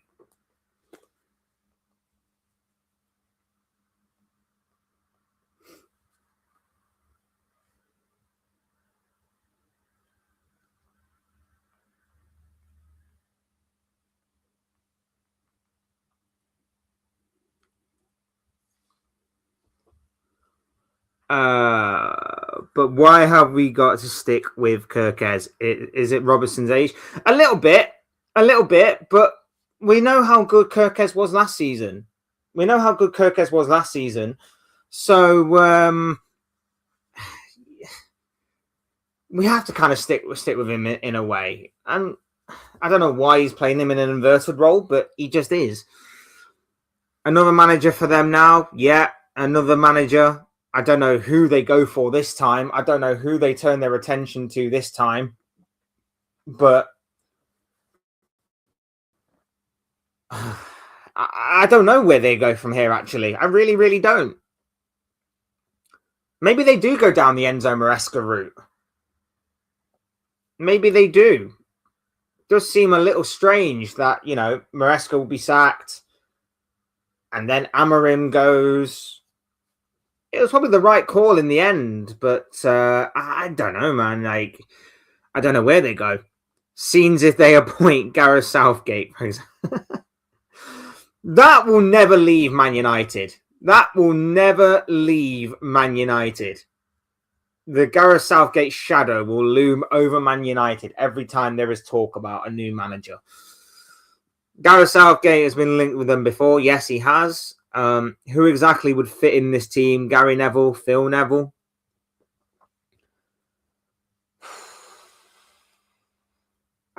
This is the thing, Ballum. I've got no idea where United go from here. They've tried every manager they can think of. They've tried every different type of manager. They've tried the young up-and-comer in David Moyes. They've tried the wily, experienced Louis van Gaal. They've tried the incredible reputation and resume of a Jose Mourinho. You know, they've tried the club legend in Ole Gunnar Solskjaer. They've tried, again, another sort of up-and-comer in Ruben Amorim. They've tried Eric Ten Hag. They've tried... I didn't even realise that was not even... My thing ain't even plugged in.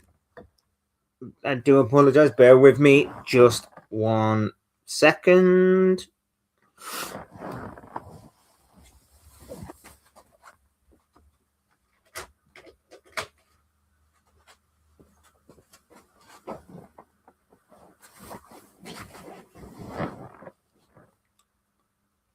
There we go, I'm back now. They've tried pretty much everybody that they can think of. So I don't really know where they go from here. Like I say, maybe they do go down the Enzo Maresca route. Maybe that is where they are heading. I genuinely don't know. I genuinely don't know where they go from here. I really don't. Just so we're clear.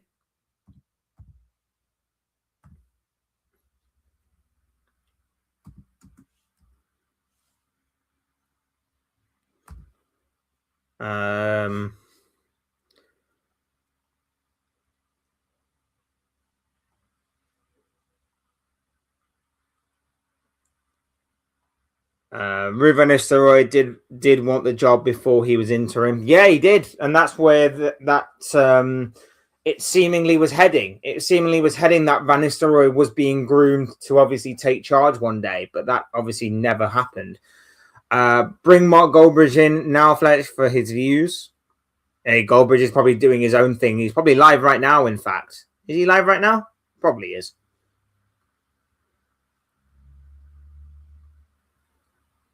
Yeah, of course. United stand alive. And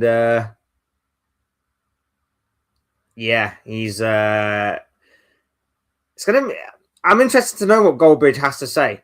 I'm interested to know what Goldbridge has to say on this. So I will be watching that a little later to gauge the opinions and thoughts of a certain Mark Goldbridge. Sean Dyche, Mark Goldbridge vibes. And Postecoglou, maybe? And Postecoglou at Man United. Let's throw that out there, people. Let's start that. Let's just start that. And Postecoglou going to Man United. That would be amazing. That would be incredible. Give it Giggsy to the end of the season. All of that kind of stuff. Incredible scenes. Bring back Eric Ten Hag. I wouldn't be surprised if Michael Carrick or someone like that becomes interim. They might go down the club legend route again and just say this time we're going to do it slightly differently. So maybe it will be like a Michael Carrick or someone like that. You might be right there, bro. You might be right. But no, this is the tweet that David Ornstein put out that made everything just go completely insane. Exclusive. Man United sack Ruben Amorim as head coach. 40-year-old Portuguese informed of the decision and goes with immediate effect after 14 months following breakdown in relations. Darren Fletcher expected to take over Man United on interim basis. So it's incredible when you think about it. Like a breakdown in relations. We know that obviously things haven't been too great over at Man United in terms of obviously, results, and things haven't quite gone to plan considering where they were meant to go, what was meant to happen at this point. But wow, like it's insane. I wasn't expecting this. Or at least I wasn't expecting this soon. Because I've always said with Man United, at what point do you just have to bite a fair few bullets and just stick with a manager? Chopping and changing the manager, I don't think helps. Doing it once might help you as long as you make the right appointment. But doing it constantly and not sticking with a plan and going with someone who's different to your previous manager, your previous regime, it doesn't exactly reek of long-term planning, does it? It doesn't exactly reek of long-term planning. And that's obviously what happens with this Man United setup. This Man United setup is practically the same in terms of they're looking at it and going, we've got one direction we want to go in, but if it's not working out, we're going to go in a completely different direction. I don't know where it stops with Man United because they're going to have to eventually work out a plan soon to stick with a manager through thick and thin. It wasn't going to be an overnight success. It was never going to be that it wasn't going to be that Ruben Amorim was going to come in with a magic wand and just make everything all right again instantly. That was never going to happen. I thought they needed to stick with him. I thought they needed to stick with him through the difficult times, the hard times, a bit like how Liverpool did when Jurgen Klopp first came in. There was results that weren't exactly going according to plan. There were some moments that were a bit weird and a bit hairy and a bit scary and all of that kind of stuff. But eventually we got it right because we got the right players in, and we started to make things better, not just for the squad, not just for the club, but for the people that obviously matter in terms of the fans. Bridged the gap between the fans and the club, did all of that good stuff, started getting results on the pitch, made Liverpool a feel-good factor, a feel-good place again.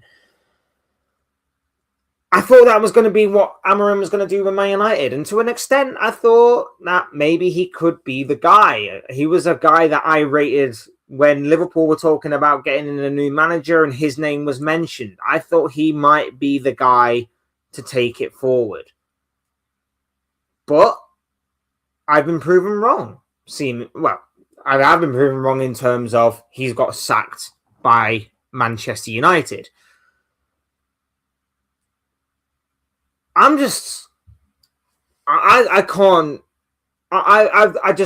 don't get it in terms of, I don't get what Man United's long-term plan is. Like, don't get me wrong. I know he's been backed a fair amount in the summer in terms of obviously adapting his forward line, bringing in a new goalkeeper. But I think he has been somewhat let down by the club as well in terms of not bringing in enough, not getting in enough. And not only that as well, but that midfield for me is the sticking point.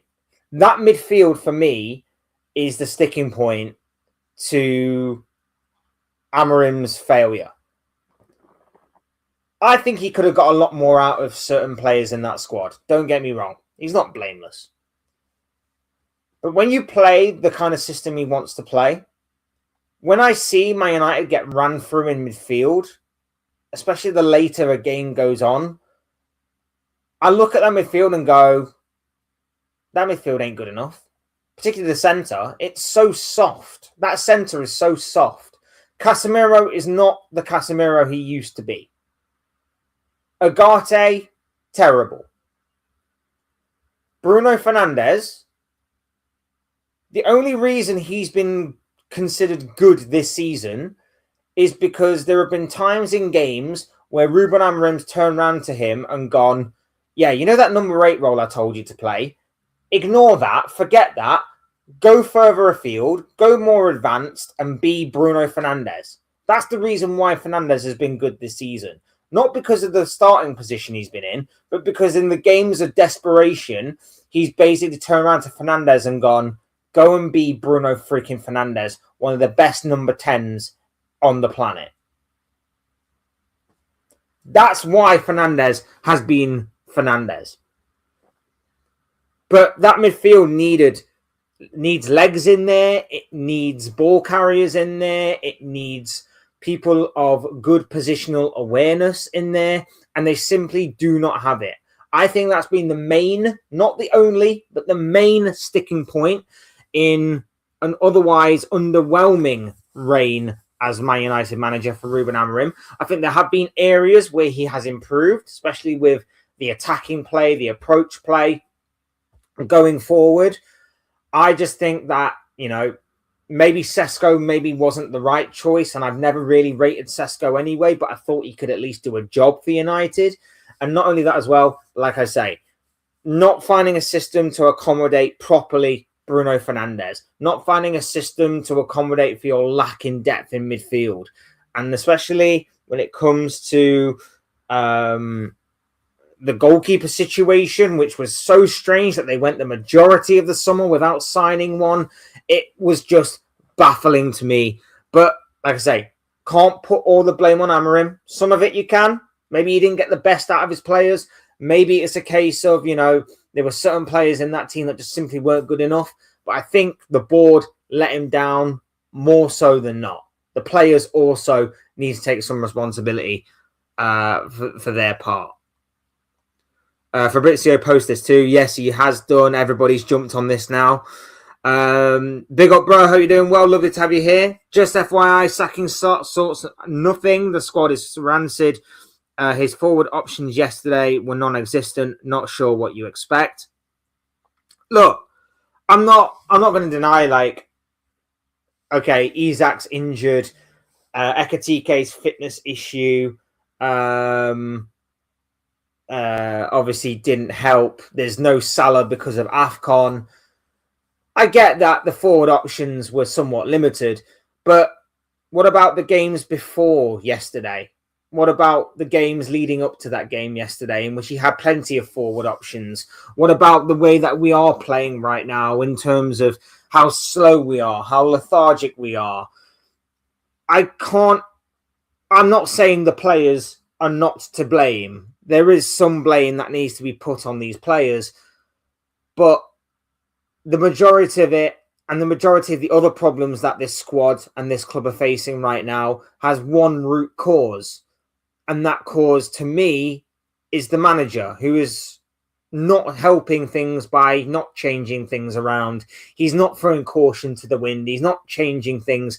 Like yesterday, for example, if I was the manager, I'd be changing things to have more width in our play, more speed, more power in our play, which is why I would have put Gakpo on the left if he was to play Gakpo. It's why I would have brought on Frimpong a little earlier than what he did. It's why, I probably would have gone with someone like Ngamoa, someone who's a little different, but has pace and obviously can run at defenders. He does have options. He just chooses not to really, not to use them or not to fully use them. I'm not saying you're wrong completely. I'm just saying that there is a bigger picture here than just going, well, he had a lack of options. The squad's rancid. It's not on the manager. There's plenty of evidence to suggest that Slot is a problem, and a major problem at that. Ruben is 40 years old. Darren Fletcher, interesting. James Milner at 40 and playing in the Premier League, for example. Yeah, it's big, isn't it? It's big. Almost forgot about Darren Fletcher. He is their interim for now. Yeah, we'll see how long that goes. We'll see how long that goes before before they get a new manager in, or whether or not they stick with Darren Fletcher. Maybe we shall see. Remember your Premier League predictions video on YouTube. Let's take care. 2-hour-long stream. Big up to you, my bro. Lovely to have you on board with us this morning. Obviously, the Premier League prediction video will be out at some point in the next 24 hours or so. When Jose was fired, Sky walked around and followed him around his home area of London in Battersea and so. Fletch about Casemiro, leave the football before the football leaves you. Football leaves him. Like I say, I just think their midfield was soft. But no, this is going to be very interesting to see what happens with Man United going forward. Ruben Amorim sacked. Darren Fletcher takes over as interim manager. What is the long-term plan for Man United? I have no idea. I have genuinely no idea what the future holds for Manchester United. Yeah. I don't know, man. I really don't know. But no, we're gonna call it there. I've been droning on for long enough. I'm gonna leave it there. Thank you all so much for being here. As always, hit the like button on the way out if you enjoyed the video. Subscribe if you are new or want to see more content like this. Both things will always and forever be greatly appreciated. Absolutely enjoyed talking football with each and every single one of you. Thank you for the love and support to the channel. As always, big up to each and every single one of you. I've been Fletch. This has been another Fletch Talks video. And I will see you speak with you all again soon in another video or live stream or whatever it may be. Cheers, guys. Thanks everyone for watching. Take care of yourselves. Enjoy the rest of your day. I'll speak to you all again very soon.